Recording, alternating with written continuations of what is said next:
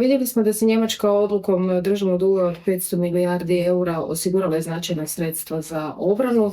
Kakve prilike to otvara za hrvatske tvrtke? Pa zasigurno da sve hrvatske tvrtke osjećaju jedan impuls za obrambenu industriju. Mi smo već 2021. godine na jednom sastanku Europske komisije kao cjelokupna grupacija europske obrambene industrije zahtijevali nekakvih 80 do 100 milijardi eura na razini Europske unije za poticanje europske obrambene industrije. Sad vidimo da se to alokacija multiplicira sa programom REARM koji je težak 800 milijardi eura. Znači sve ove stvari koje se trenutno dešavaju na razini europske obrambene industrije stvaraju i prilike za hrvatske tvrtke u tom segmentu. Normalno stvaraju se prilike primarno za tvrtke koje imaju prvenstveno kvalitetu, koje imaju kontinuitet i koji imaju količinu proizvoda koje u ovom trenutku mogu plasirati na to europsko tržište. Na koji način se onda one mogu uključiti za proizvodnju? Za proizvodnju, znači, prvenstveno će se uključiti putem davanja ovih zajmova i kredita koji mogu rempati određene proizvodne kapacitete. U Hrvatskoj postoje određene tvrtke koje mogu zadovoljiti svojim količinama i kontinuitetom plasmana na europsko, ali i svjetsko tržište određene potražnje.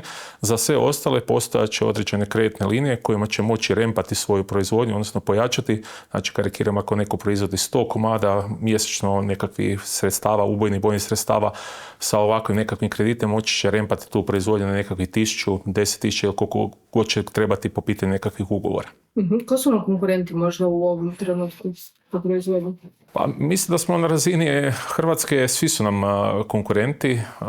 Cijela Europska unija natječe se po svim pitanjima od Europskog obrambenog fonda.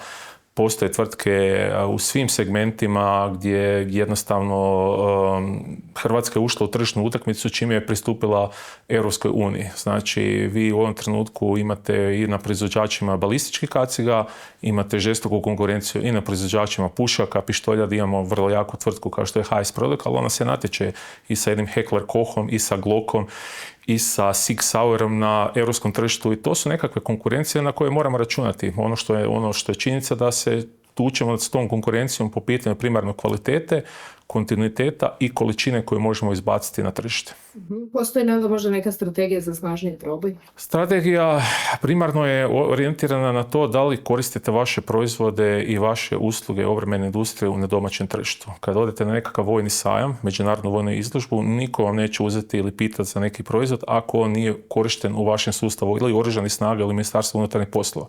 Tu naše resorne institucije, primarno Ministarstvo obrane i Ministarstvo unutarnjih poslova rade dobar posao godinama, imaju se okvirni ugovori gdje se plasiraju proizvodi naše obrambene industrije u, ajmo reći, sustav Oružanih snaga i MUP-a, što onda daje početnu referencu da se ti proizvode na neki način lakše plasiraju na europsko ili svjetsko tržište. Neka jedinstvena strategija za obrambenu industriju na razini vlade još uvijek ne postoji. Ono što postoji su nekakvi sporadični pokušaji, ajmo reći, i klastera i udruženja koji rade određene inicijative, biznis delegacije gdje onda predstavljamo naše proizvode na svijetu i Europi. Postoje li trenutno nekakve prepreke u tim europskim natječajima, možda administracija, nedostatak kapaciteta ili neki glavni? Pa osobno mislim da su najveći problemi još uvijek na razini Europske unije administrativne barijere. Konkretno govorimo o tome da recimo za natječaj za Europski obrambeni fond vi morate pripremiti preko 200-250 stranica prijave. Za razliku od njih, američki fond koji maltene istovjetno financira određeni razvoj obrambenih proizvoda za nekakvu cifru od $4 milijuna koje možete dobiti i zahtjeva samo 4 stranice A4 papira. I to je nešto što onda možda ljudima je fascinantno kad to vide kolika je to jednostavnost. Mi smo još uvijek terećeni jako velikim brojem administrativnih barijera, dokaza, konzorcijskih ugovora, obveznih partnera. Ova industrija je jako povezana sa krajnjim korisnikom. A ako krajnji korisnik nešto zahtjeva, mislim da bi se određene procedure i određeni zahtjevi morali simplificirati. U kojim segmentima obrambena industrija ima najviše za ponuditi u Europi? Naša obrambena industrija zasigurno je kategorizirana, odnosno segmentirana na nekoliko segmenata. Najveći segment naše obrambene industrije je na proizvođače tekstila, odnosno vojne opreme. Tu imamo preko 55% segmenta obrambene industrije. To su tvrtke koje rade od glave do pete vojnika, znači tekstil, jakna, vojna čizma, borbeni ranci, prsluci, torbe, to je ono gdje mi sudjelujemo 55% na tržištu. Ostalo nam ostaje nekakve u segmentu oružja i municije, tu imamo jako dobrog normalnog proizvođača HS Produkt koji je perjanica naše obrambene industrije, ali imamo i određene kapacitete u proizvodnji UBS-a, 40x46 mm granate, određeni kapaciteti organizacije 120 mm minobacačkih mina, to je nešto da je i Hrvatska jaka. Nedavno nam se priključio i segment, ajmo reći, ove kibernetičke sigurnosti koji je dosta jak, gdje su isto određene tvrtke u našem klasteru koje isto također mogu ponuditi određene rješenja na europskoj i svjetskoj razini. King ICT već godinama radi recimo sa NATO-om i to je jedna jako zanimljiva i lijepa referenca za sve nas iz Hrvatske, tako da možemo reći da određene segmente hrvatska obrambena industrija može ravnopravno se nositi sa konkurencijom izvana. Kako biste ocijenili zapravo podršku države institucija u promociji domaćih proizvoda?